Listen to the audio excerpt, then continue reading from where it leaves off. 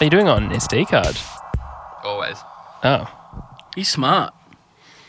Never in my life. Smart guy. I'm into it. What a dude. What's an SD card? Professional. What's an What's an SD card? SD card? How do I go? Can I have some more volume in my headphones, please, sir? Overall. Yeah. Is that like a storage device or something? Thank you. Yeah, Yeah. perfect. Is that literally Love what it. it stands Thank you. for? SD, Love it and storage you. device? Storage disc, I think, isn't it? Okay. Yeah, right.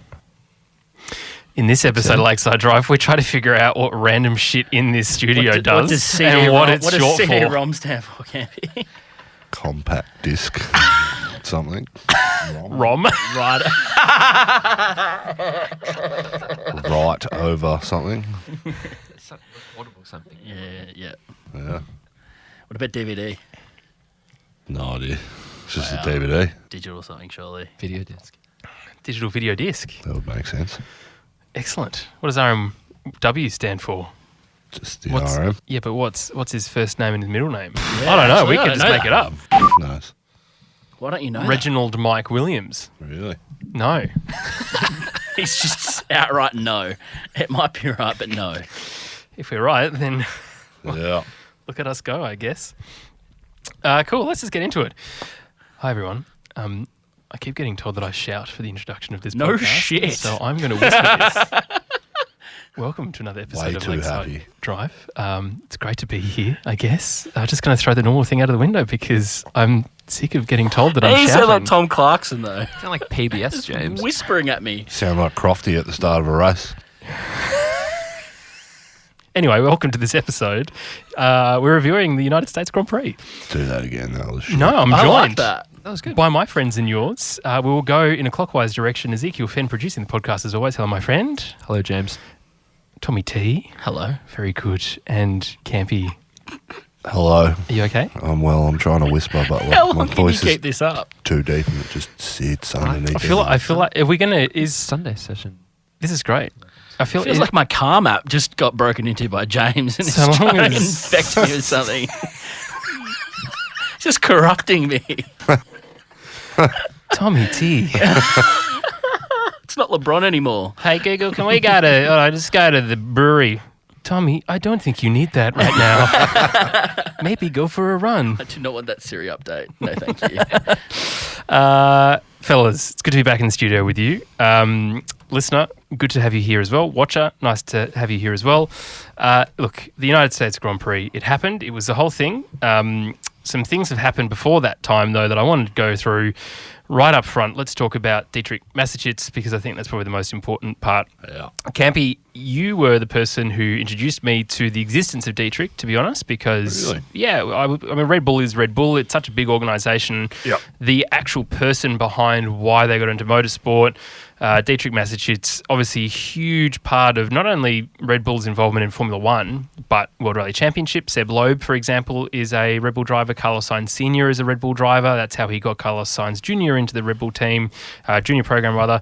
He is involved in so many different things, and the reason why there's so many legends being able to continue doing cool content and all this amazing stuff is because he had a vision and a passion for racing and wanted to continue it. And I think we've lost such a great person from all motorsport.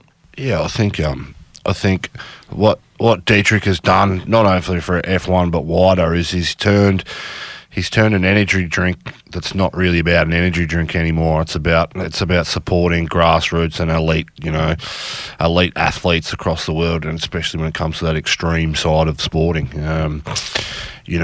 Red Bull is probably more synonymous as a Formula One race team now than what it is for the actual drink that's sold worldwide. They go hand in hand, but as a business and an incredible man, very supportive of the sport and his athletes too, goes worldwide. It's a real shame. He's been battling this illness for a while, but we celebrate him, what he's done for our sport. But yeah, it's a shame. I think these things, we don't like them happen, but it is reality sometimes, and it's apparently been well known that this was coming for quite a long time, which is a real shame. Really secretive guy as well, private guy. Doesn't like the cameras, doesn't like to get in the way of what his business and his brands are. He ran into the business out of Austria, had an island in Fiji, which he retreated to when he didn't want to see anyone. So I think that's really good for that guy because, I mean, you look at our sport and you look at the names in it. For someone to fund it, own 2 Formula One teams, to have the results that he's had for a very, very long time, to shun the limelight and not get in the way of that, I think speaks volumes to his personality and who he is and how he goes about his daily life. So very sad, and I think I would hope that Red Bull continues to do what they do globally with marketing and stuff like that. So.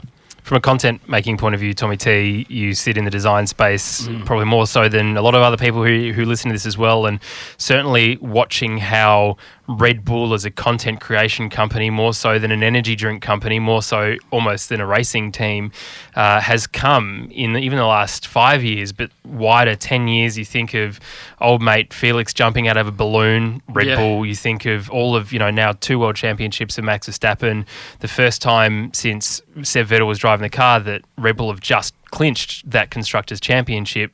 Such a shame there was only a couple of days after the day after he passed away. But there is such an amount of content, heavy content leaning where they really want people to do cool things. Like, from what I understand, especially in the motorsport world and the off-road world, if they've got an idea, they just go to Red Bull and go, hey, we've got this idea. They're like, cool, here you go, here's some budget, go away and do it. And that we benefit as the consumer from that. Yeah, it's bizarre that it's evolved, like Campy said, from beyond, which started as an energy drink from someone who found like a unique product and thought it could sell, to now that's ancillary. That's just happens to be something that is there. I don't even know if that would even break into like the top 10 of how they generate revenue, because there's that many other things that they're doing now that the brand itself has overtaken how it started.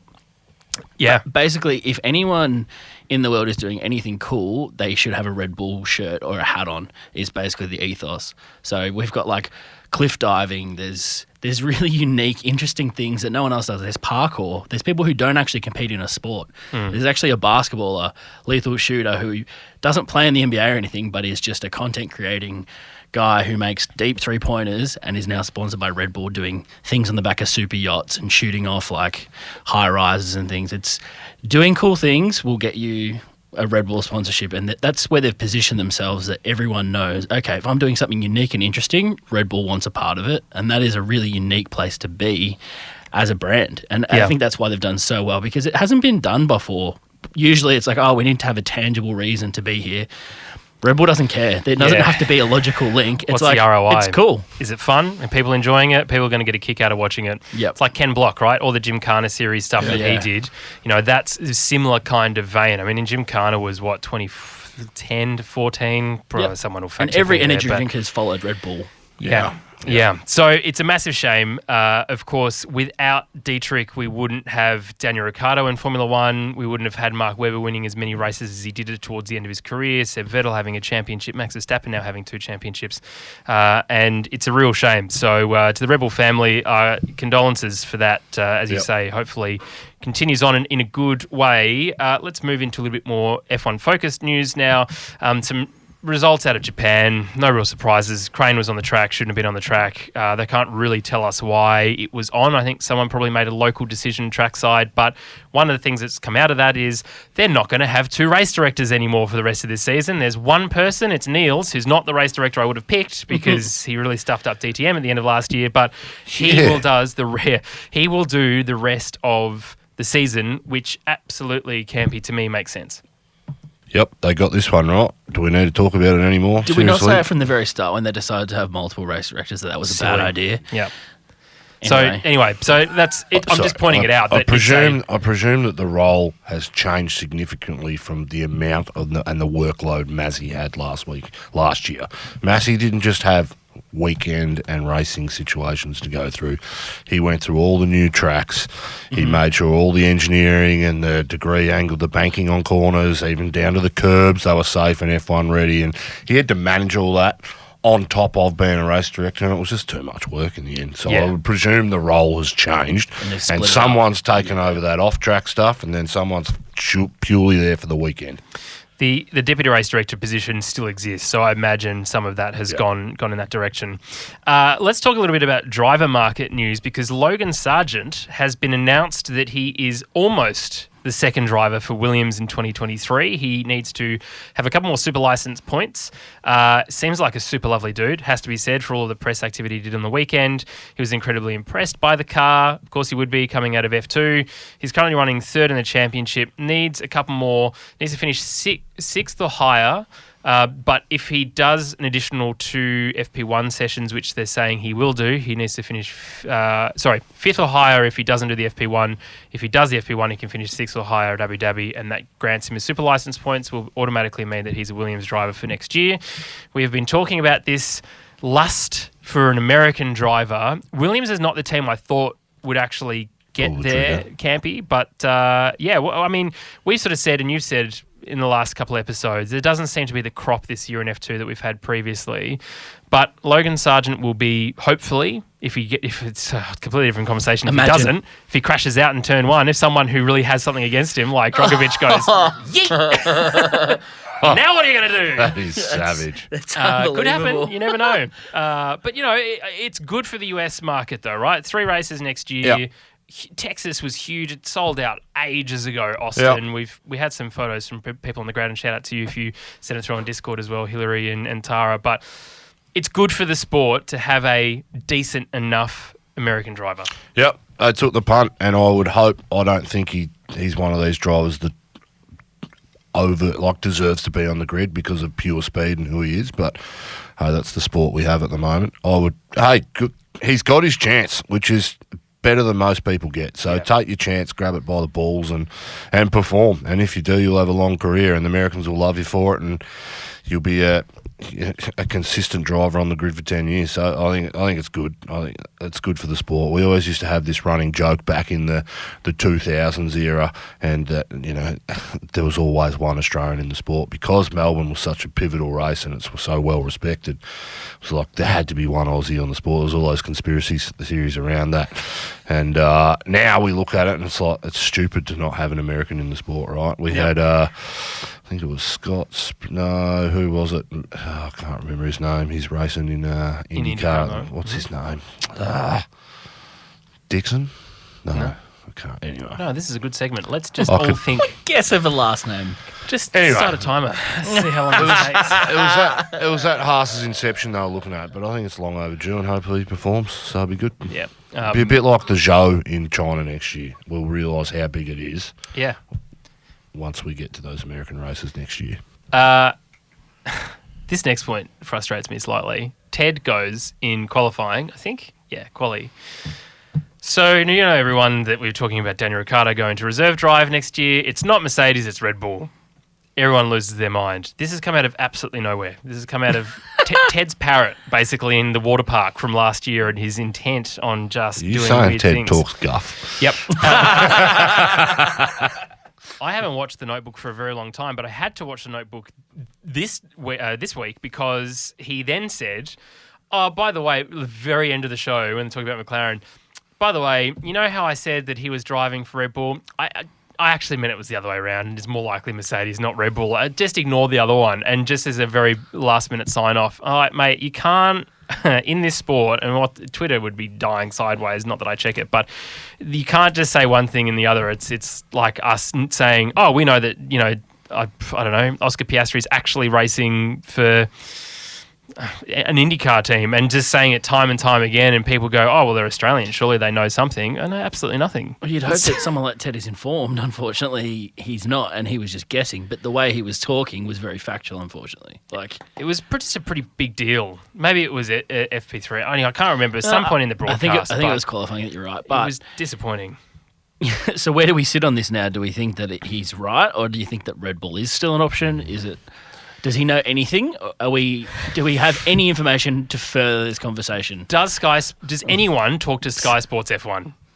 Legitimately. I don't know. I just don't think so. Outside of an on-camera interview, I just don't think people are leaking stuff to them. I was fully prepared to come and have a conversation about Danny Ric going to Red Bull. I thought it was signed, sealed, delivered. That's what we mean. The way that they're talking is very... Shout out to our Discord server for did anyone see this with Ted? I'm like, no. Can you please tell me before I launch into this tirade on Discord? I heard about it because I got news about it. Like I was Yeah. reading the paper this morning. It was Yep. like the headline was a trash headline. It was Danny Ricciardo's Never. flirting with his ex-girlfriend, or his ex or something. And I was like, So you what? immediately clicked it. No, I was like, what is this shit? There you Campy go. wouldn't have a click. He would get the real paper.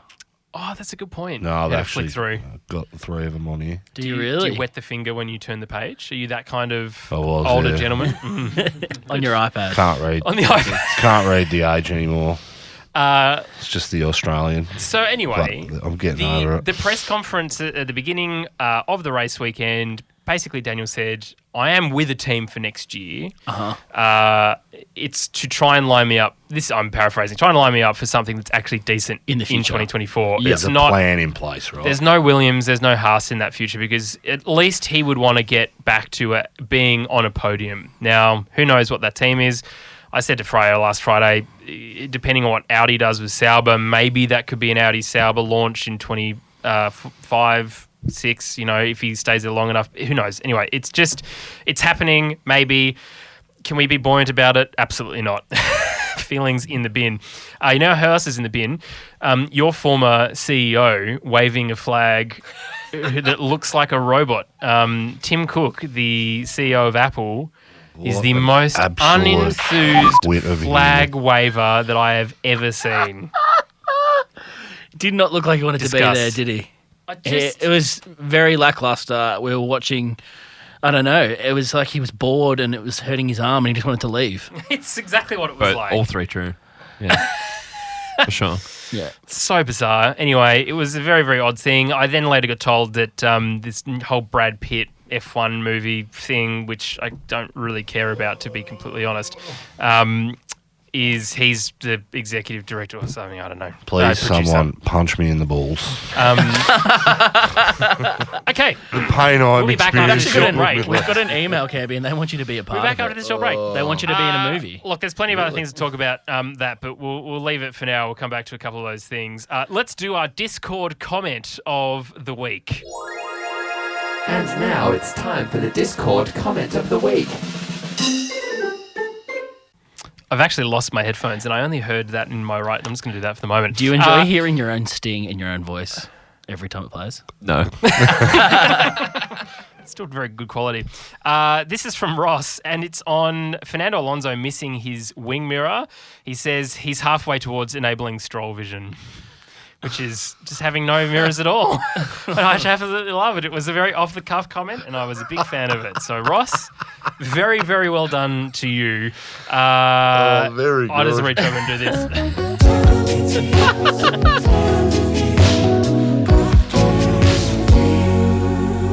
Let's all talk about what we didn't watch because it was a stupid o'clock. Campy, what time did you get up to watch the race? 5:59. Opened the lid on my laptop and started streaming it. Exactly, James. Very good. Literally. And said good morning to Discord at 6 o'clock. You did, yes. That's You very and I nice. both logged on at the same time, and then I Yeah. never saw you again the rest of the race. I Said must hello. admit, I fell asleep a couple of times. Similarly, I think I set my alarm for 5:45 and then inevitably got out of bed at 10 minutes later going, I need to make coffee and do this at the same time, Yeah. and sat down for formation lap. Yeah, we get one race a year plus Melbourne that is actually watchable, don't we? And then we're back to the filth, which is The filth. 4 a.m. filth. Just not about it, eh? Yes. cool. Didn't watch a lot, if I'm honest, but we That's did. okay. I don't think anyone is at this point either. Nah, is anyone I feel like we've missed something. Zeke's watch? We're just having a moment. So. Okay, no, please. Yeah, no, please have your own podcast. I You thought guys can Zeke was talk that saying way. he watches for everything else but the race. He just likes the way that Sky runs a How's broadcast. FP1? That's good. Good. There was a lot happening other than racing because we were in Austin, we're in Yeah. America. Yeah. Everyone had a different helmet. Everyone was Yeah. trying to do what Daniel was doing years and years ago with a Texas-themed helmet. Everyone was talking about steaks, which is frustrating because I'm sure people eat things other than steak in Texas. Yeah. It's I Maybe don't they like. don't. Hang on. Okay, sorry. How good, though, is the Star Spangled Banner? Did you watch it? Cracking anthem. I didn't watch it, but I just knew I inside just you. know The Star Spangled Banner gets my feels going. Oh, no, I've missed a it's thing the which is most very important to this. patriotic- I've just realised. Why is it patriotic to you, Campy? Why do you enjoy it so much? Oh, when I was there, I heard the anthem at least 3 times a day. I've just realised. That's great. They do this stuff. The Yanks do this patriotic I agree. national anthem stuff better than anybody else in the world. There is emotion and feeling when that thing plays. And I didn't watch it last night, but I can assure you it would have been good. Donald What a Trump take. 2024. What a take. America. You're a worry. Turn his mic off. The reason why I interjected is because 2 weeks ago, and then I promptly wasn't here last week, but 2 weeks ago we promised the good people of Lakeside Drive listenership a reveal of what was tattooed on the inside of your lip. No, we'll wait till next year. Okay. He thought better of it. He said maybe when we get to 1,000 subs on YouTube, so you know what you have to do. I wasn't even going to mention YouTube. Knowing how much I got ragged on the last. So there you go. We'll do a YouTube clip of Campy's lip reveal when we get 1,000. There you go. All right, cool. That's nothing to do with me. Tommy T is taking that. Boof, there you are. I'll It's film all it you. now and just release it later. I apologise for interjecting then. But we had Danica Fitzpatrick and we had Jensen Button Great team. on. Look, I quite like both of them. There's a whole bunch of people who don't. I think Danica's great because driving NASCAR and IndyCar has an understanding of CODA better Yep. than a lot of other people talking about Sure. it. The only thing I would say is, Danica, you don't have to step to the person you're interviewing every time. It was quite Not with that confronting. attitude. It looked like every How do time. you feel about it? It was quite. Maybe it's just an American thing. It was very much stepping towards closer and closer every time she spoke. But Maybe she couldn't hear though. To be I think fair, that was half of maybe it. her There's in-ears a lot weren't of working. helicopters and other noise going on there. Can't have all good producers like you, mate, with in-ears. Nah, it's true. I think she's great, but if I was to 1% critique her, she could be a bit happier. She could just smile a bit more. Wow. That is the worst thing That is a you bad have that's a ever said. That's a three group place drop next week. That I think. is, I even replaced the show some respect with another audio clip we're going to just but Why? this Can't use is it. insert show some She respect. looks grumpy all the time. Who You cares please what you dig look yourself like? further into the hole. Yeah. I'm not digging a hole. I'm out of the hole. I'll Just put to you be in the clear- hole, you dickhead. Here's the if you're watching, hello. Here's the let me put I'll watch on the camera. Here is where the hole isn't, and here is where the hole is. Very There good. is more people out there that agree with me than you three Muppets. Oh yes, and we'll see a massive landslide win for the Liberal Party next week, whenever the election is. Anyway, Oh, overall Oh. rating, an overall Mr. rating. I vote know for I'm you. going to derail this podcast. Don't James do that. Season keep me on the tracks. It's not happening. Come on, I'm Campy, putting get my back on foot board. down. Mate, We're in America. I don't want you on the tracks. You do you. People We're in listen. America. People We're listen having for fun. your thing. It's all fine. We're going to leave that in. So, listener, if you have an issue with it, let him know. What's wrong with that? Tweet at Campy. Who Overall knows? rating, I Give us think, an overall rating. We haven't done that for a bit. with the broadcast team we had was actually quite good. Mm-hmm. We had Brundle back in the booth. That is always good as well. Mm. The race was somewhat exciting. I think we're probably looking at maybe a 6, like above a pass mark. Okay. No, I Not would, terrible. It wasn't revolutionary, let's be honest, but that level of production quality needs to be there every weekend. you can tell Liberty was there in full force, right? Like they were there with every camera, every helicopter and drone. Oh. That looked dangerous, by the way. If you The saw any drone? of the drone footage flying under bridges and gantries and things, like Made many people people, feel it did. They need a faster drone next Yeah. time because you go down like to the back straight and it would be like woo. Yeah. And then it would, oh, okay, never mind. I can't see anything Yeah. anymore. What did you think of Shaq? He Shaq? seems to be everywhere at the moment. He's I mean, he's no LeBron, let's be honest, but There it is. Stop the count. Stop the podcast. I know when my Thanks so bread's much for buttered. listening. No, Play Shaq's, us always, out, Zeke. Shaq's been to a fair few Grand Prix before. He's been a fan for a while. Yes. I feel like in other Grands Gash. Prix He's getting gash. he's been more effectively used. This time he went about 2 meters in his Badillac. Is that what they called it? I don't know. He could not care less about Formula One. He's a businessman. He got paid big dollars to show up. That's why he's on like our sports bet ads or whatever Oh, betting terrible. company Yeah. it is. I don't know. No, whatever they are. yeah, it's one of those, and it's no good at Yes. all. All right, let's find out who is in Campy's bin. It's Campy's bin. Every time. Just Oscar the Grouch channel. Great.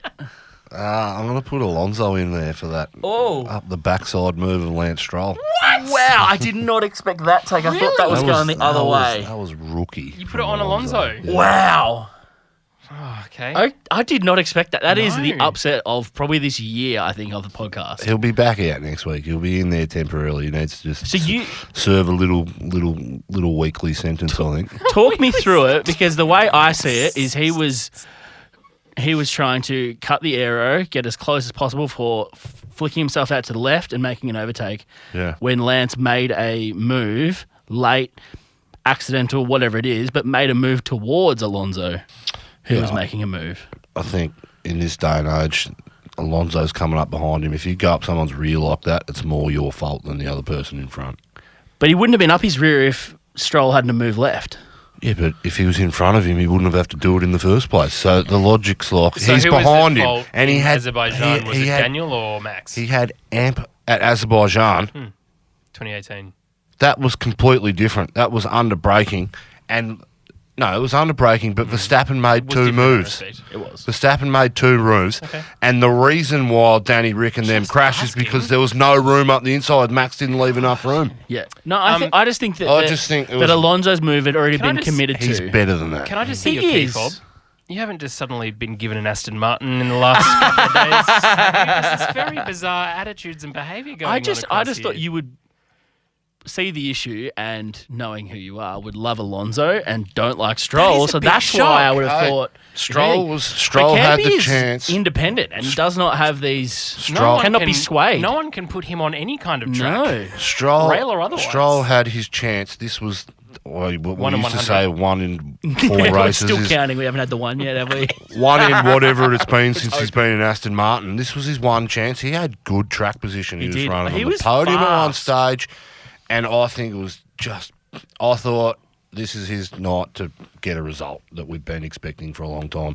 Not that I particularly wanted him to get it, but I just thought it was rookie from Fernando. I thought he's better than that. Yeah, I know what you're saying. There was more room to the left, but he'd moved his car out of the slipstream into space. The space was then taken away from him again. He almost moved it so far into space that he tried to take off to He go took to off. Well, they mentioned the Kovalainen and Webber incident. I'm shocked that Fernando could even finish that race Yeah. and finish where he did. Which comes to the next point, which is that after the fact of the race, there has been a penalty given to Alonso. Yeah. Yeah, And for the the wing team- mirror. Well, I don't just for that like- car being unsafe to continue to drive, basically. It's a bit crybaby from Haas, but I kind of get it because they've had the rough end of the stick 3 or 4 times this year I with think it's Magnussen. 3 they've been black and orange Exactly, flags, so- but very minor kind of Pumpkin in flag. I play. saw someone The call fact- it the pumpkin The flag. pumpkin flag. And I'm here Yeah. for that. The We'll call it pumpkin exclusively the flag. Halloween flag. Yes. The fact that race control had to do it after the race says to me that Yeah. get it right. It feels like there's something should interject during the race while it's unsafe, whereas now it's not unsafe because we're over. Yeah. It defeats the purpose, kind of. This might be too technical question and you might not know, but you are our technical alleged guru here. With the Webber incident, the different type of philosophy on the car, right? Because this is ground effect now compared to Yeah. anything else. Do you think that because he had pitch up for quite a while there that Pitch up. Do you flap lanes, mate? not No, as much as this guy who went into a full I know. thing. And I can only be like, Marabin, Tao, this is what's the rego again on this plane? I'll just stick I my think, head out I the think window. I'm left base. I don't know. Can I just land? I'm just going to land. Bugger the rest of it. That was the first thing that went through my head listening to you talk about being on the radio on ATC.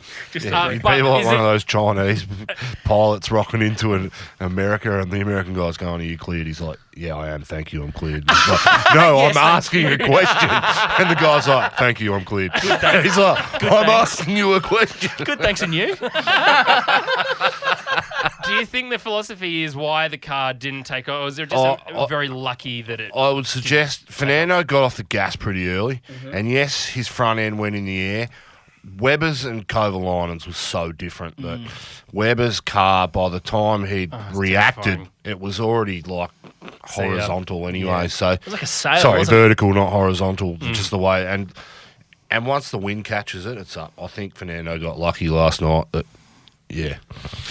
And because there would have been some air that hit and forced it down as well, Yep. which is But It's just super lucky. And Yeah. and yes, a testament to the new regulations or this current generation of regulations that the car is strong enough, apart from a wing mirror, to have finished the race without, like, he got back, he sounded shaken, but he got back and he started delivering. In his comments after, he thought that his race was over. He was going to just get back and retire the car, and they just threw on a new nose and some wheels and said, "Get going." Okay. All right then. Would have been really interesting to go to his next team to apologise for crashing his new boss's Well, this is son the thing. out. So they're going to be teammates, Stroll and Alonso.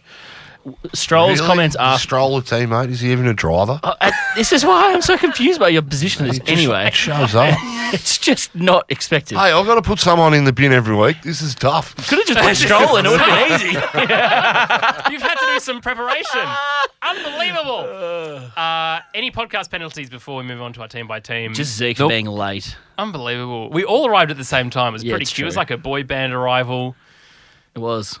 I got to be honest. I wasn't late, You weren't late. No, none of us were late. It was just. The but fact I was that you- certainly not early. Normally you're just here with doing other work and smiling a lot. Yeah. All right, well, let's do our team-by-team analysis. Alfa Romeo. Now, there is... The penalty has been applied to Fernando Alonso, and I have adjusted this. He did come 7th, but he didn't end up doing that. He ended up in 15th. But anyway, we're going to start at the very back. Valtteri Bottas... I don't know. Has he even been racing? I haven't seen the guy. Can we just talk about Zach Brown's pronunciation? Yes, of Bottas? please. Give us it. Bottas. That- What? Look, I'm off Zach Brown completely after couldn't that. tell. That is the last. However, That's the that is that the was last straw. we did get some throwback Carlos. Bottas. We did. Bottas is We pretty did get quick. a couple of Carlos when he was on the team radio, Bottas. which was fun. Yes. And what did he say? Fernando. Fernando. We got both of those, which was if you're playing along for Do you Zach remember Brown when bingo. we used to really enjoy that? Yeah, I don't like We it anymore. You liked Lando, we liked Zach. How things change. Probably from California. Joe, in 11th, had a pretty good outing. He seems to be having a lot better luck than Valtteri in this car. Now, they brought some upgrades, I understand, to Japan. They didn't have an opportunity to properly test them because it was Japan and it was very wet. So this was the first time they made it look pretty good, and it looked pretty good. Bottas had a great start to the race. And he qualified in 10th. Yeah. He had a great start until that incident with Sergio, I think Yeah, it he was. got caught up in the... Sergio kind of just snaked him on the inside, and VB just kind of pulled out and Yeah. sacrificed a few positions. Shame for VB. Yeah, I mean, it's just turning into a bit of a nothing season for him, It which... reminds me a bit of Raikkonen's career at Alfa. Yeah. The first half of his first Yeah. year was excellent. And Bottas was driving Sad really boys. well. Yeah, just tape it off, which is a shame. Let's That's not indicative of VB, though. That's car it's related. just the pace. Yeah. Not his pace, the car's ability. Williams, Nick Latifi. At this point, Dude. turn around and just drive the other direction on the grid in Abu Dhabi, please. Go full F1 2022 lobby, and in your last race, just drive the other direction and cause any kind of absolute mayhem that you can. Be safe about it. Don't injure anyone, but, just for everyone's lol effect, do that, because 17th, I mean, at one point, Daniel was behind him for a bit. 17th, not great. Alex Albon in 12th. Albon seems to be able to extract a little bit more pace out of the car each weekend, don't you think, Zeke?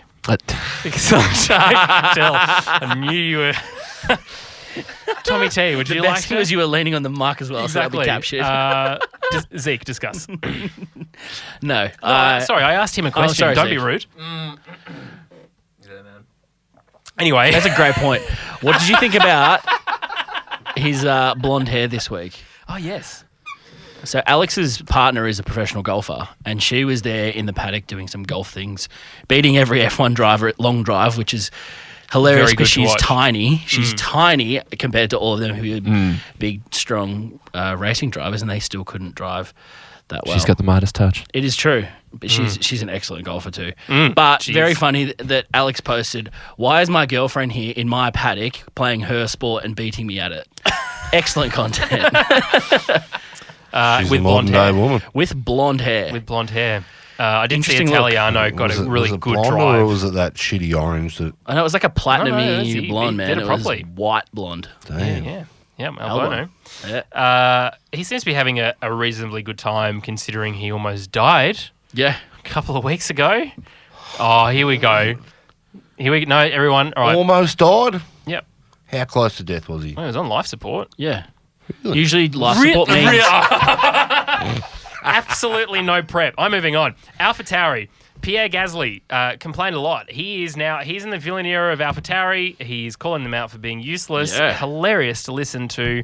And Yuki Tsunoda promoted from 10th into 9th because of Fernando Alonso. Good points haul for him. Where'd Gasly finish up? He ended up in 13th. That's an honest reaction. He was complaining about the brakes and has been for the last 3 races, hasn't he? There is something fundamentally wrong that he does not like about the braking And he's doing system. it publicly now. Yeah, and he's not pulling his punches. He is letting it known. Yeah, which is great. I mean, he's obviously been in that Red Bull family not knowing what his future has been for a long time. Now he knows he's going to Alpine, as you say, pulling punches. Let's go. You guys suck. Sort this out. Every time this happens, stuff like that, which I think is hilarious. Says something about the organisation that he's driving for. He is in basically the sister team to the best car we've ever seen in F1. Right. And he's got no prospects of getting into it. Well, it's a bit of a kick in the But even just the old disparate... backside for your career, isn't it? No chance of getting in the top car. That's what that organisation that produces that car says to him. There's no chance of getting into it. Says what they think about him. But isn't it funny that car in previous generations has been so much closer to the top team? For years there, it was maybe like 2 kind of constructors down. Now it is like legitimately a completely different constructor in the midfield, nowhere near, doesn't share any resemblance really to that top Red Bull, which is categorically the best car that Newey has designed. Yep.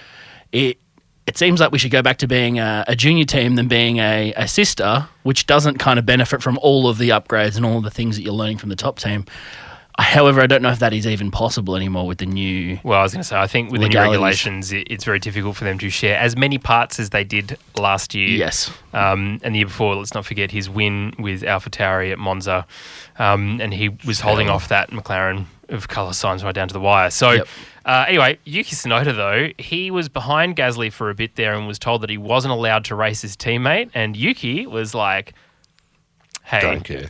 He's not here next year. Why do we care? Why are you not preferencing me? This is before the penalty. Sorry, and this is, I think, they pit him to serve a 5-second penalty, and then they didn't do it properly, so they had to do it again. Like, how do you stuff that up? I just don't understand. I know there's lots of things going on, and but just have a stopwatch and a bloke. I don't know. The Red Bull team wasn't much better at pit stops were they this week? But Aston Martin. Basically, anyone who's trying to copy the Red Bull car sucked at pit stops this weekend. Let's talk about Haas. As we mentioned earlier, they protested both Perez's and Alonso's result because let's not forget Perez had a front end plate that disappeared and almost collected into the car next to him. I think it was Lando Norris that he was passing, which is pretty dangerous. Lando was in the wars, wasn't he? Yeah, poor bloke. Like, legitimately, all he was doing was avoiding debris for most of the time. But so Haas protested his result and Fernando Alonso. So Alonso's right wing mirror came off again under a heavy load. That would have, if someone was behind, pretty dangerous. Think about the spring incident, Felipe Massa, Who was he and all that passing sort of stuff. when it happened? Can't remember. He was in the slipstream, pulled out. Yeah, he was. The The difference with the aerodynamic load, which is hilarious. But because for poor K-Mag, and this is why I think it's absolutely fair enough that Gunter gets in there and goes, hang on, guys, the front end plate of K-Mag's car was not going anywhere anytime soon. In fact, did more laps than Sergio's did before it yeeted itself off and almost into somebody else. So why are you not doing that? So fair enough. It's a shame for Alonso because what a drive to get back. Unbelievable drive. Considering he was almost taking off. Anyway, is what it is, I suppose. Yeah. K-Mag, though, 8th. Great result. He was running 4th at one stage, 5th at one stage. One stop. Great made race. it work. Only car on Let's one quickly stop. talk about this. Made it work. Why the hell aren't we doing this with McLaren and Daniel on alternative strategies? We've been asking for this forever. If you do not have the pace, if you do not have the competitive advantage, why don't you try something different and unique? Go against the grain, wait for a safety car, play some luck, which is what Williams did so well and we praised them for. This is insanely frustrating that we know Daniel is a better driver than K-Mag. We know that car is better than that Haas, yet McLaren keep making stupid decisions and putting Daniel in stupid spots. Danny Ric last night. Do you want to move on to McLaren though next, or They're not, no, but we might as well talk about them now. We'll skip them. Is that all right? No. All right. We'll get there. We will get there. No. Danny Ric pitted early last night because he wanted to try and get the undercut. Had a really good start, got into 13th, pitted early, and his tyres went probably 10 laps earlier than they should have anyway. But then the second and third pit stop, when they pitted him, he pitted just before the next two safety cars come out as well. So he had no advantage, lost track position on all the cars that were getting into him. But they're so reactive at McLaren at the moment. They stuffed up Lando's. I mean, Lando got the better end of the stick because he generally pits after Danny Ric, but they're just so conservative in the way that they go about their race strategy. And ultimately, Lando got really lucky to finish where he was last night because I think it was after his first pit stop in that second stint. He dropped back from 8th to like 13th and 14th, and if it wasn't for that last safety car and pit stop that he did under that, he would have been right back in that 13th, 14th, 15th where Danny Ric ended up, and he got lucky last night. But geez, it's bloody tough to watch. I'm with you, Tommy. It's so tough. Even at Japan last week, we're all thinking it's like, don't start the race on the hards, pull into the pit, get on the... Do something different. Would have put him on the podium and made his... it's such an easy decision at this stage of the year. Unfortunately, I don't think he's going to get those opportunities. But what if they got the races to lose? We got left? Is the argument. So he's on this strategy. He's not going to get in the points. There's no way that this strategy nets points. It's super conservative and just... They've put a limiter in that motor, I swear on my life. There is no way that Danny Ric can lose that much race pace over a stint because he's not driving. There is something fundamentally wrong with that car and the way that the tyres are working. Put a block of wood under his accelerator or something. So they're not even going to put the software on it. They're just going to do physical hardware. Let's listen to DR's post-race thoughts. We can greet each other and then we can say bye. That's about it. The in-between is, I have no idea. I have no idea what to say. It's honestly, it's 2022. It's been the year that it's been just so far off the pace that I simply can't lean on it, can't push, can't get the time out of it. It's, also the inconsistency through the lap times. It shows that it really is a struggle, but to have such a big margin again, it's remains a mystery. So, I love Texas, I love Austin, but that race itself for me was not enjoyable. I mean, you've had tough times this year, but you've managed to try and make the best of it. But today, it's never been this bad, I don't think. This year. I think when you think it can't get worse, it does. So that's where I don't know. I don't know how I'm continuing to continue because it's painful in understatement. Hard luck, Dean. Thank you. Such a hard thing to listen to, isn't it? And that's why I wanted to play that for you and for you to react to it because it is soul destroying. And look, we started this podcast with on the tin, Daniel Ricciardo biased, and we firmly believe he is not washed. We firmly believe it is the car's problem, McLaren's problem. If you have a different opinion, that's absolutely fine. Like, honestly, you are, but it's absolutely fine. But for us, as we are big DR fans, you and I were talking about F1 well before we started doing this, and we would get excited every time we saw each other to talk about what Daniel was doing in that Red Bull. Yeah. And it has come so far that it becomes very difficult. And I know, because I look at all the statistics for the show, I know there's a whole stack of you who have not listened to the podcast probably for a while or watched the podcast for a while. And if you've come back, it's great to have you back. But if you leave until next year, I also don't blame you because it's from an Australian and a DR fan point of view that we branded ourselves absolutely, and we still are. It becomes very difficult to not only watch that, but you listen to him and you can tell that he is absolutely shattered. The smiley, go happy, go lucky kind of DR that, when he got to Texas, and he did some content with Lando at the beginning of the weekend with F1, and it was awesome. Like, it was genuinely pretty good. Both of them together seemingly having a great time, and it's well worth a watch on F1's official channels. And that was Lawrence Barretto from Formula One talking to Daniel after the race as well. So what do you think? Just reflect on that, Campy. What do you think in terms of where he's at? Oh, it's a tough slog. Look, I think his time at McLaren, other than the race win, which was the jewel in, what's otherwise been a pretty shitty couple of years, results-wise. I mean, people fail all the time. People make mistakes, but it's what happens after that. He has set himself up in the right position. We know what the guy's capable of. We know what that guy can do in the wet around Monaco in 2016 when his engine, when they stuffed up that pit stop. Not even Max Verstappen could touch him that year. Like, no one was close to his race pace on slicks on a wet course was unbelievable. I don't think he's lost that. I think that same drive's in there. We've changed the car philosophies, but I don't think that pace deficit we've seen this year is him losing a couple of tenths here and there. I think there is something fundamentally wrong with the style and the drivability of the car, and him and Lando's as well. But what I was trying to get at, the failure that he's had will set him up for some in the future to get results that he wants. And it's not his last part in the sport. He'll get drives next year. Something will happen. He'll still get race wins, but he's set himself up so that he'll get into at least a top 3 car on the grid in the future. And someone will take a punt with him. His stocks will go up next year because we realise how shit some of these new drivers are.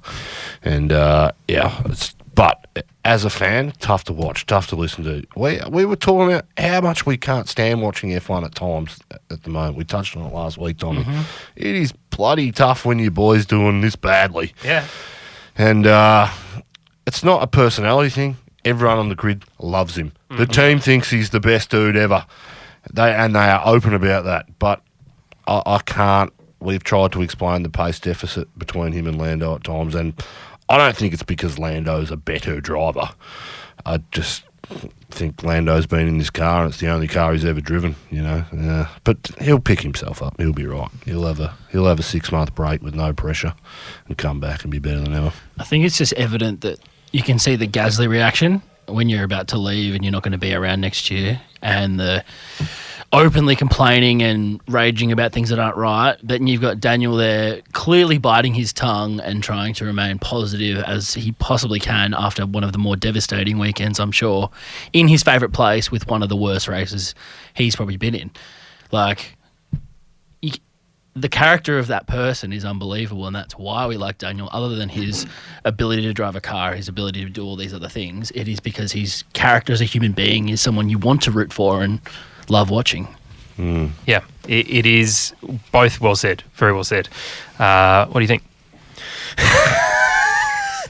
It is going to be one of those things that, and look, again, you might have a different opinion. That's fine. As Campy said, you're wrong.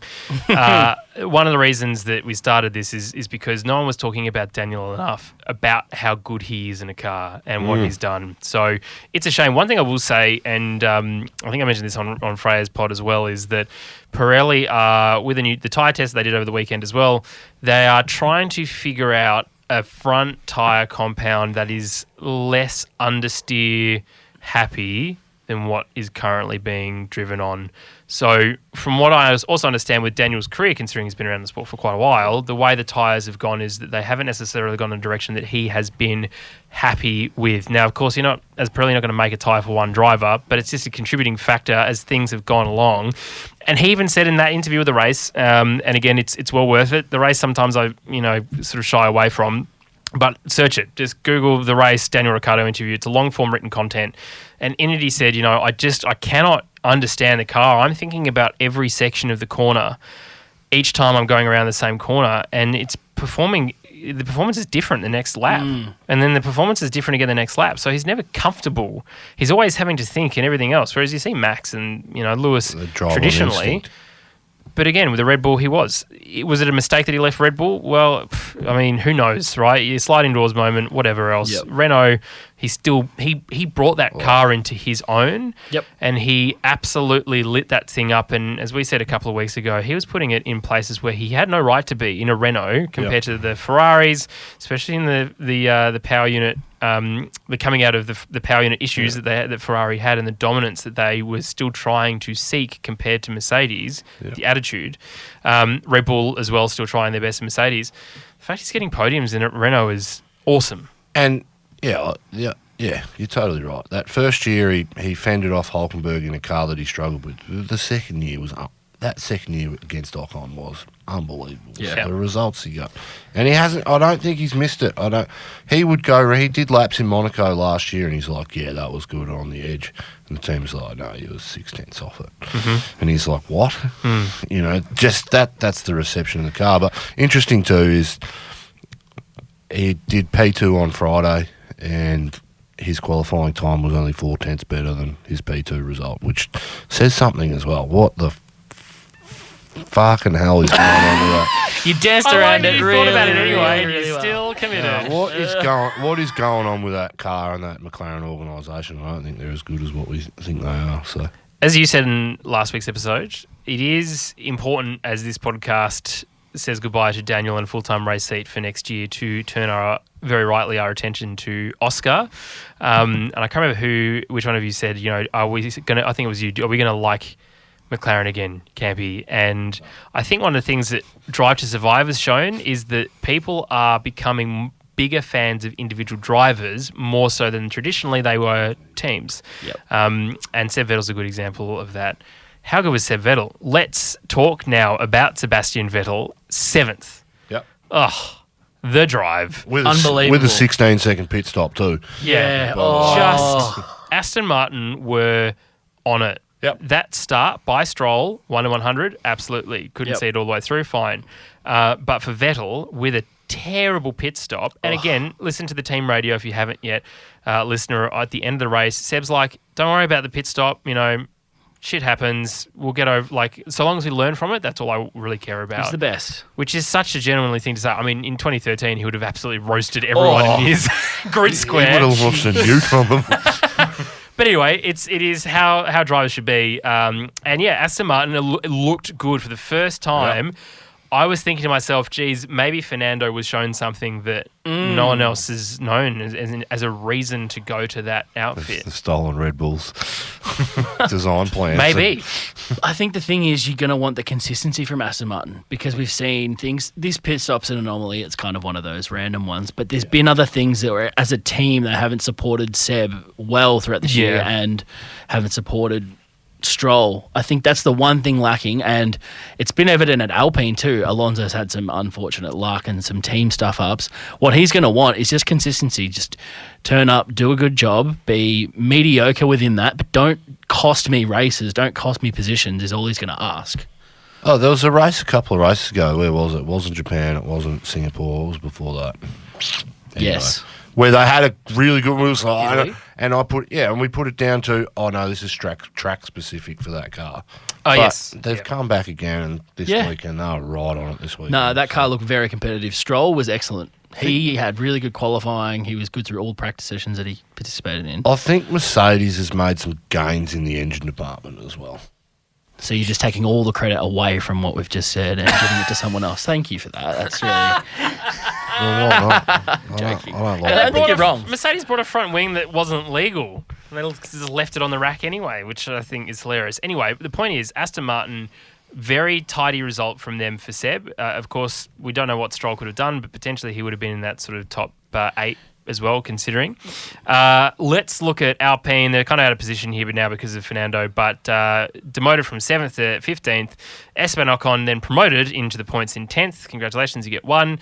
Ocon had a horrific qualifying, and unlike McLaren, Alpine went, there's a good opportunity just to change a lot of stuff in his car because he's already at the back of the grid, Daniel. So, I mean, for them, it was They'd fair be enough. making Danny Ric pay for new engines at the moment, I reckon. Yeah, you want a new power unit, mate, or you can just take it off the. You off your out-qualified your contract. team, mate? You're going to take an engine today. Yeah, seriously. But Alpine, You liked that one. That was good. He's happy. the slow rolling clap thunder of laughter of Campy He's back. realizing Here he something is. and then enjoying it. I miss you, mate. Welcome back, mate. Where have you been? I've just been grumpy. Too much campaigning. It's great to have you back, Campy. Welcome. That's the beginning of the podcast. Welcome to this episode. Let's go back to the top.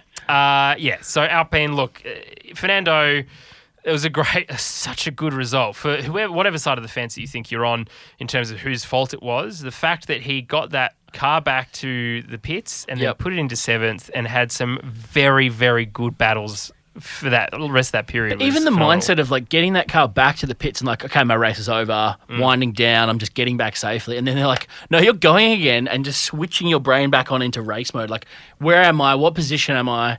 How many laps are left to go? What tyres am I on? Yeah. It'd be just like getting woken up in the middle of a Formula One race, basically, and like continue. Yeah. It's ridiculous. And he just turned it on and got into the points again, deep in the points. Yes. Only to be thrown back to the bottom. Let's talk about Zeke's only knowledge subject, which is Ferrari when it comes to Formula One. Our expert, our resident. Enzo. Campy, Carlos Sainz got yeeted around, didn't even get the whole thing was by genuine. George Russell. Genuinely gutted for Carlos. He gets Carl pole. Lewis. Carl Lewis gets pole, I know. smashes it, I know. deserves it. Hair being blown around Beautiful. still looks fantastic. I can only dream. Spanish God. You can, yeah. Zeke too. Yeah. Zeke having to do a little more dreaming than you, to be fair, a little deeper in the layers of Inception. I'm not far off, Zeke. Is that a wig? But like as Martin Brundle said, if Carlos Sainz didn't have bad luck, he'd have no luck at all, which That is was such the a quote. Brundle saying. Yeah. I'm just so heartbroken for this dude, Yeah. Campy. Gutted. I think it was rookie by Russell, actually. Yes. Just, I can see how it happened, though. He went deep, he hit the apex, and just the angles on that corner. It's just, you see it every year. Every year, something like that happen. But for lap 1 and to Carlos, To the pole sitter. I don't think Ferrari probably had the pace, but No. geez, it was tough. I was like, you got to be kidding. At least get in, and the way the race panned out, he may have had a chance to get some points Yeah. to get back in it. But no, it was terminal. Just sit it out. Looking Oh, at how fuck. Leclerc ran, that car had pace. He would have been able to keep up with Max if he was sitting in second. Yeah. Well, he the- had a terrible start off the line, but he would have been able to maintain second if he wasn't taken out. Interesting would have been, could they hold up a Verstappen or a Hamilton? Because what I think we saw this weekend was passing wasn't as abundant as it has been in previous races at this track. I think the way that Hamilton held off Max for a long time suggests that there's a bit of consistency in the speed across the teams and the pace. And they weren't getting out to massive margins, but then again, Max was Max. So. Would have been interesting. Gutted for Carlos. Hey, Leclerc, good drive too. Got a great drive. Dude, really no business being where he was in third, but he had some magnificent passes. Yes. He did. Yeah. I Got think the lucky comment- on strategy too. The commentator said it well. Yes. The championship's over, gloves are off. He doesn't care about second as much as he cared about first. Like, Yeah. we can talk about he's competing for the second place, and he doesn't give a crap. He wants to win a race. Like, Yeah. that is what he's Yep. there for. Get Yep. pole, win races. What did That's the Brundle job. say? Plan F for fabulous. Fabulous result. Oh, they got to have it occasionally because, now it's so demoralising, I imagine. Because this is the other thing, right? We're talking about driver markets and thinking where people are going and, the sliding doors moments of where people have been in their career and whatnot.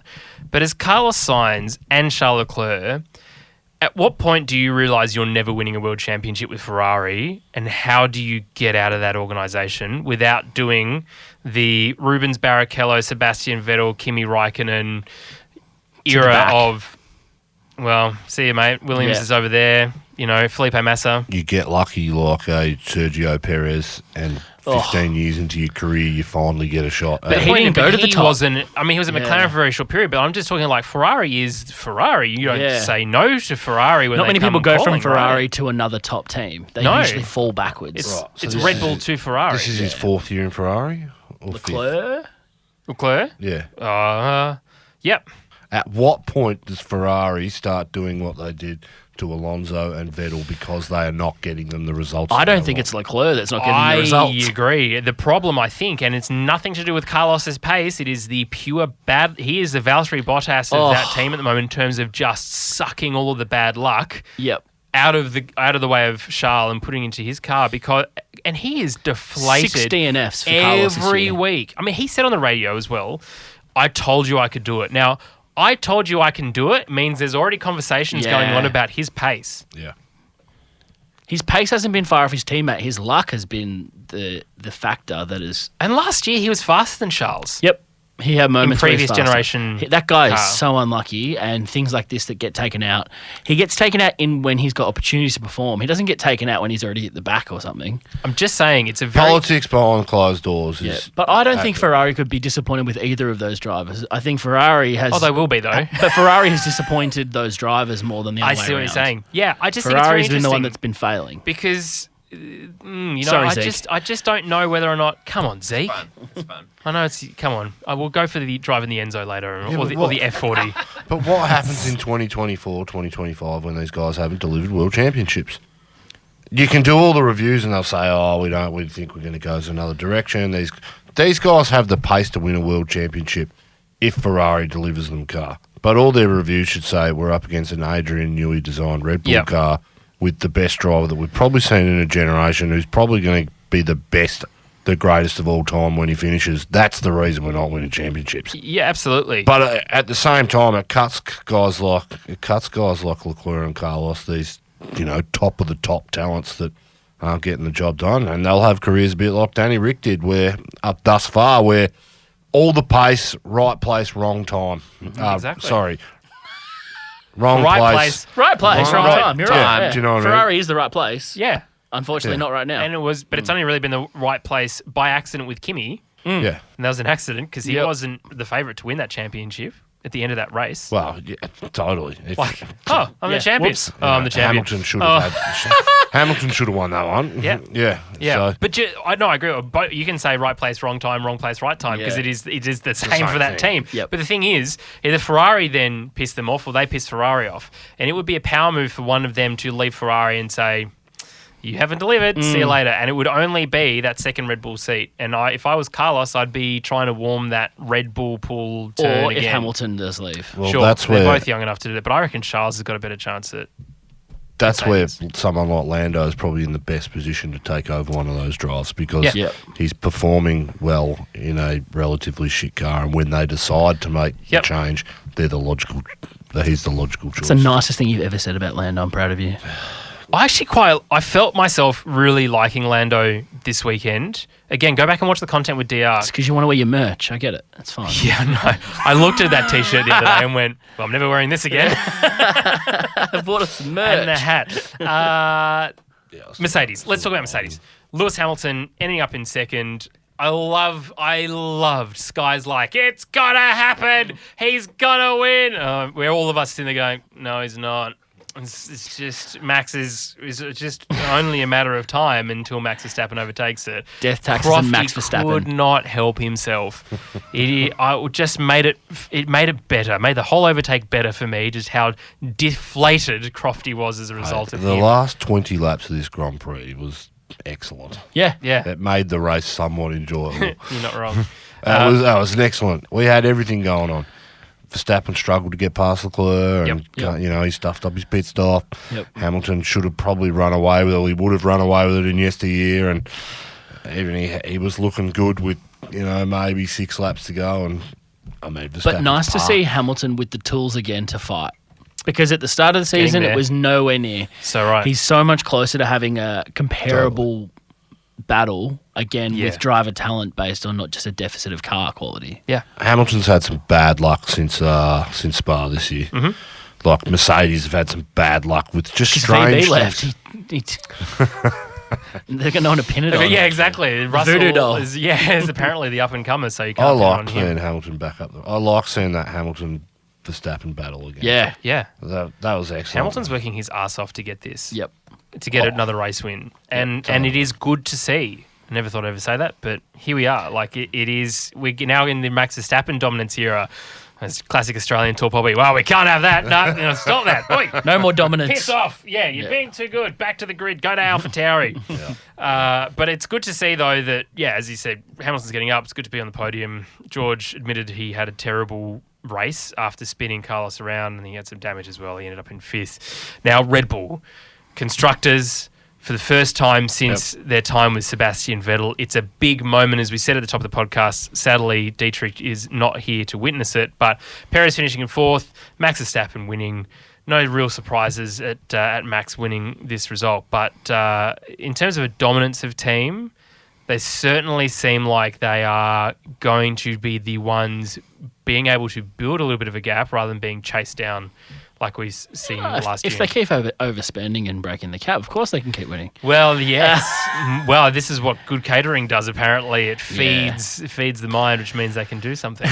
But now it comes out they had a 5% sort of leeway. Rounding error. No. The teams... No. The problem with the overspend and how it was calculated was in parts that they had already on stock in shelves and how they were allocated. Now, the reason they've gone over budget was because the FIA made some clarifications 9 months into the season last year. No way. About what the stock and what the value was. Yeah. Therefore, when they submitted all their paperwork, at least they were honest about it. So let's. And for only to be 5% in, give me a break. It's all bullshit. So. Excellent. This is a long. It is a long sting. Thank you for that. This is the short version. Oh, great. Can you play the long version? Don't have it loaded. Load it next week. Anyway, can we use a real world example? A real world example. So Campy's a doomsday prepper and has a wall full of baked beans. He's bought these baked beans over many, many years. But what's happened is the government... Jeez. But the baked beans value has now been dictated 9 months into the season, and that's why he's been called out, because someone's telling him his baked beans are worth more than they are. Frustrating, hey? That makes zero sense. Just to get in your doomsday prepper, let's be honest. That's a podcast. Thanks so much for listening. When you rock up at my front door, I'll be like, no way, boys. Catch you later. You got space. Come on. Okay. You've got space for me. No, but the whole thing's just a farce. It is. To change a regulation 9 months, it is pretty ridiculous, and assign a new value to something that already exists and was paid for. Oh, dear. And built in the previous year. Built for, yeah. As Frey said, we're already all over talking about it. It'll come out when it comes out. At this point, they're still world champions, and good on them, really. At this, catering, does it really add value to how fast the car is? Why does catering go into you? It doesn't seem like it should be a part of that cost cap, does it? All right, moving on. Well, we're moving on to quite literally nothing because... Can we talk about Sergio? Oh, yeah, we can talk about Sergio before we wrap this on up. Do we need to question his pace? I'm putting it out there because I just think that, Danny Ric's been announced as the reserve driver for next year. So I'm like, So Campy wants to know, is he getting a drive? I was like, now we need to start scheming and changing this is public the notes. opinion. This is his notes. He's prepared. We need to start changing public opinion in Australia about Sergio Perez and his lack right. of pace. He's and not I'm going to close compare him to the Russian Kvyat. I'm going to compare him to Albon. Yep. And Gasly. Gasly was so quick, though. Oh, dude. Look, Perez is just another one of those in those class of drivers. So. Okay. But this is something that we've talked about since... he has these one-off races where he gets a win, and it's good for his confidence and great in Singapore. Did he really have the pace that compared to his teammate? Absolutely not. Max made mistakes and he capitalised in those things. But I don't think he had the pace last night. I don't think he's so far behind where Red Bull want him to be and should be that his position should be up for grabs. Okay. But they can't drop him back to the junior team because that's his... he couldn't be replaced by Gasly in the junior team. That was his... well, that's not an issue anymore, is it? Well, let's be clear. Logan Sargent or Yuki Tsunoda ain't getting the job in the top car next year, so... Let's hope Perez gets injured and Red Bull take Danny Ric next year, race 1, through to 6. Danny Ric wins 6 on the trot, and then they say, get out, Perez, sit for the year and win a world championship. Bring it on. Just choose one. There it is. Any sting. Jeepers. We can dream, can't we? Since the inception of this podcast, we've talked about Max Verstappen's teammates and how they have not been anywhere close. Yeah. Nothing's new. I think that's a Max thing, that Max is unbelievable and is building a pace difference over teammates. What I would say is the best that there has been Sergio for his ability to work with alternate strategies, to protect tyres, to do all these other things and capitalise on those opportunities when Max can't. The other three you mentioned weren't able to do that and were often found to be 6th, 7th, 8th and just way further back than they should. Whereas I think Perez has always been consistently 1 or 2 spots within where he should be every race. Let's compare him to Albon. Albon probably should have had two race wins in that organisation if it wasn't for Lewis Hamilton taking him out. Yep. And we may be having the same conversation about Albon as we're having now to Perez because he got good luck in some circumstances. So I think the argument's flawed there, Tommy. Is it, though? He's just decided. Good. Well, look. I'm trying to get Danny Ric back into a world championship winning car. Okay, yes. All right? I'm trying to get everyone on board with me. He told me he appreciates it. Yeah. Just got a text just now. Oh yeah, good. Thanks, Good guy. Thanks, DR. Yeah. Well, look, that's it. The whole fantasy server thing is broken. So I can't see any names. I That's can't see amazing. anything. The whole thing. Hey, Liberty, how about be better? It is the worst developed website Make an app. in the entire world. Morons. It's terrible. Anyway, so I apologise. I will try and find some names if it works again between now and next week. But looking ahead, we're going to Mexico, which is very exciting. Not really. I like the Yeah. Mexico I like track. it too. I'm just. Oh, okay, just not excited. Yeah, okay, good. Wow. Is that He next dislikes weekend? Austin, let's be honest. Like, Yeah. nothing Is that compares. next weekend? Yeah. Got an Austin tat. Yeah. Yeah. Yeah. You've got an Austin tat. Yeah. Do you actually? No. Thank you for that. We're now really into the depths of good podcasting at 11 minutes past the hour of how long this episode has gone for. But that is it for this episode. As I say, the Mexican Grand Prix is coming up. Look, because other stuff has been going on with Campy, unfortunately, a Sunday session has been a little bit hard to do. So what we're just going to do for the rest of the year is Freya will do a Friday. We're going to do a Monday record, a Tuesday release for you. If there's something that's going on, Campy can jump on and do it when he can. But he's got some really cool and important stuff going on in his own personal life at the moment. So we'll see what goes on in that space in a couple of weeks. But hey, if you enjoyed it, feel free to leave a review. Don't have to. If you don't want to subscribe to YouTube, good. Just Did you get some shit online, did you? no, just because of you. You were like ragging on me. You know what? Look, I have decided that It's this a is great this gag, is. wasn't it? To be honest, I hadn't funny. listened to the He did whole listen way, to it. the whole thing, and I was like, "What are you talking about?" And then I had to go back and listen to it again. So there you go. Do what you want, listener. I don't care. Do it out of spite of James now. See you next week.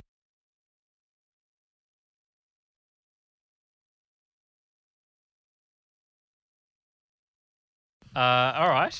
Everyone happy? No.